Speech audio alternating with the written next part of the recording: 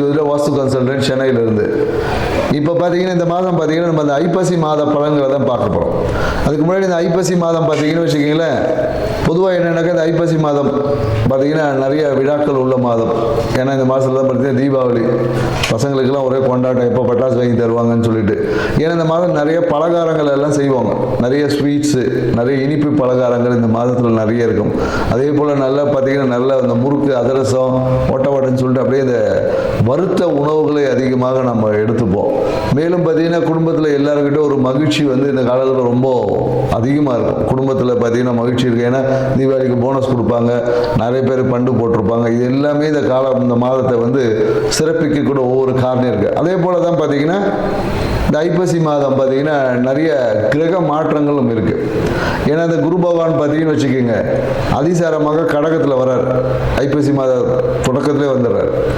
மேலும் பார்த்தீங்கன்னா புதன் பகவான் பார்த்தீங்கன்னு வச்சுக்கோங்க, இந்த ஐப்பசி மாதத்தில் பார்த்தீங்கன்னா விருட்சகத்துக்கு போகிறார், துலாத்துலேருந்து விருட்சகத்துக்கு போகிறார்.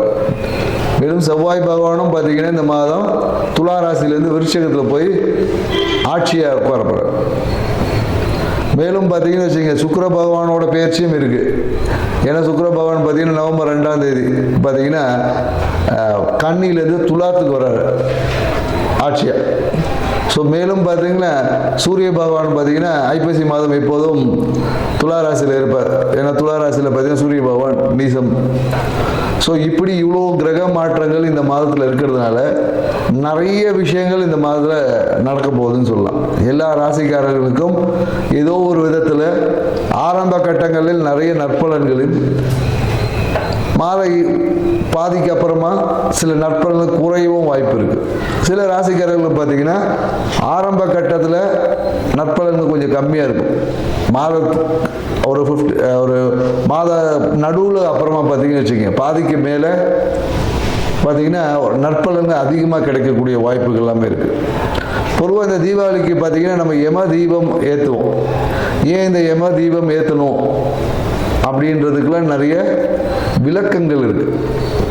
ஏன்னா யம தீபம் ஏற்றி இந்த மாதத்தில் பார்த்தீங்கன்னா காலையில் தீபாவளிக்கு காலையில் சுட சுட மட்டன் சாப்பிட்றது, நல்லா காலையில் கறி சாப்பிட்றது, மேலும் கங்காஸ்தானங்கள் காலையில் விடிய காலையில் கங்காஸ்தானம் செய்வோம்.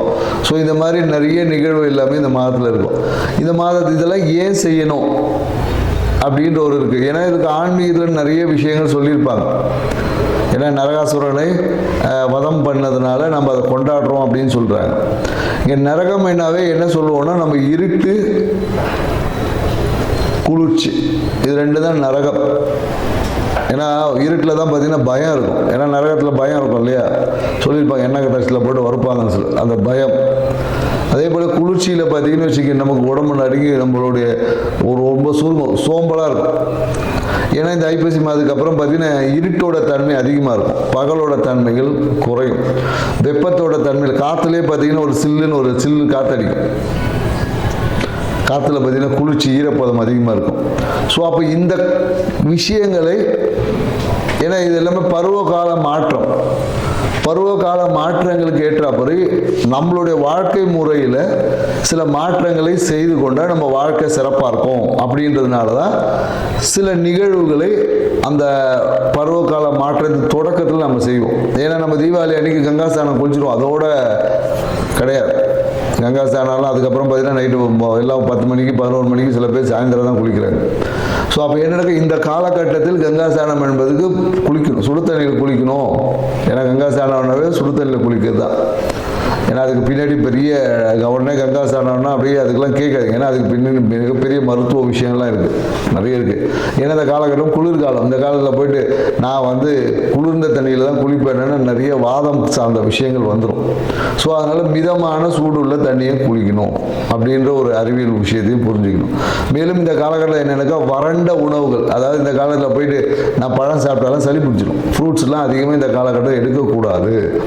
வறண்ட உணவுகள், ஆயில் ஐட்டமாக எடுக்கணும். ஏன்னா கொழுப்புத்தன்மை நம்ம உடம்புல இருந்தால் தான் குளிரை எதிர்கொள்ளக்கூடிய ஆற்றல் நமக்கு கிடைக்கும்.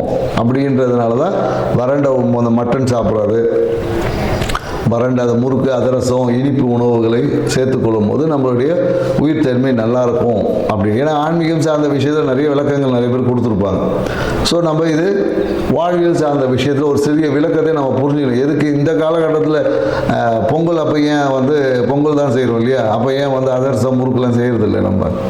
ஸோ பருவ காலங்களுக்கு ஏற்ற மாதிரி நம்மளுடைய உணவு பழக்க வழக்கம் இதை தான் பாரம்பரியம் சொல்லுது. ஏன்னா நம்ம இன்னைக்கு பாரம்பரிய விஷயங்களில் நிறைய மறந்துட்டோம்.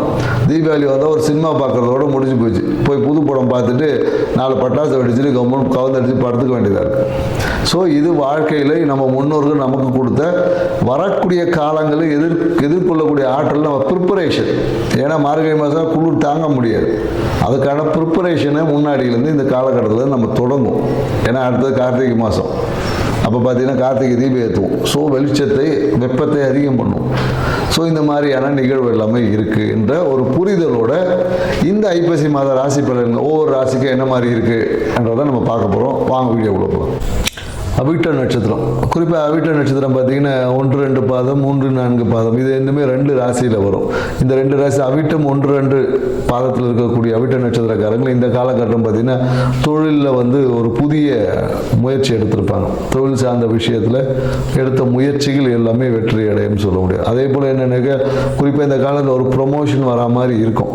ப்ரொமோஷனை நோக்கி இவங்களை செய்யக்கூடிய விஷயங்கள் எல்லாமே கண்டிப்பாக ஒரு விஷயம் நடக்கும்னு சொல்ல முடியும். ப்ரொமோஷன் இந்த காலத்தில் இவங்களுக்கு கிடைக்குமானா கிடைக்கிறதுக்கான வாய்ப்புகள் சாத்தியக்கூறுகள் அதிகம் எப்பொழுதும் எல்லா விதத்திலும். ஏன்னா இந்த அவிட்ட நட்சத்திரக்காரங்க என்னென்ன நிறைய அனுபவங்கள் இவங்க மனசில் இன்னும் புரியாத ஒரு பயத்தை ஏற்படுத்தினா யாரையுமே அவ்வளோ சீக்கிரம் நம்பி இறங்க மாட்டாங்க. அவங்களையும் அவங்க நம்ப மாட்டாங்க, அடுத்தவங்களும் நம்ப மாட்டாங்க. இதுவே இவங்களுடைய வாழ்க்கைக்கு அடுத்த ஒரு நிலை அடைக்கிறதுக்கு ஒரு பிரச்சனையாக இருக்குது. ஸோ இந்த காலகட்டத்தில் நம்ம என்ன சொல்லணும்னா நீங்கள் இந்த காலகட்டத்தில் அடுத்தவர்களையும் நம்பி தான். ஏன்னா நம்ம வாழ்க்கை சமூகத்தை சார்ந்த ஒரு வாழ்க்கை இருக்கும். ஏன்னா நம்ம ஒரு விஷயம் வேணுன்னா கூட இன்னொருத்தவங்களோட சப்போர்ட் இல்லாமல் இப்போ நம்ம சாப்பாடு வேணா கூட ஒரு விவசாயம் பண்ண ஒரு விவசாயி எதிர்பார்த்துக்கணும். ஒரு கடையில் போய் ஒரு மாவு வாங்கினா ஒரு மாவை இன்னொரு கடையை அடுத்த ஒரு மனிதன் மட்டும்தான் அடுத்தவர்களை சார்ந்தே வாழ்ந்து பழகிட்டோம் நம்ம. ஸோ அப்போ என்னன்னாக்கா அடுத்தவர்களை யாரை நம்பணும் யாரை நம்பக்கூடாது என்பதை ஒரு பிளான் பண்ணிக்கணும். ஏன்னா நீங்கள் எல்லா விதத்திலும் எல்லாரையும் சந்தேகப்படும் போது என்னன்னாக்கா உங்களுக்கு நன்மையை செய்யக்கூடியவங்களையும் நீங்கள் இழக்க வேண்டியது இருக்கும். இப்படி தான் நிறைய இழப்புகளை சந்தித்திருப்பாங்க இந்த அவிட்ட நட்சத்திரம் குறிப்பாக. ஸோ இந்த அவிட்ட நட்சத்திரத்துக்கு நாம் சொல்லக்கூடிய விஷயம் தொழிலில் எப்போதும் என்னென்னாக்கா தொழிலில் பார்த்தீங்கன்னா 1, 2, 3 பாதங்களில் 1, 2 பாதத்தில் இருக்கும். எப்போதும் லாபத்தையே குறிக்கோளை வச்சுருப்பாங்க.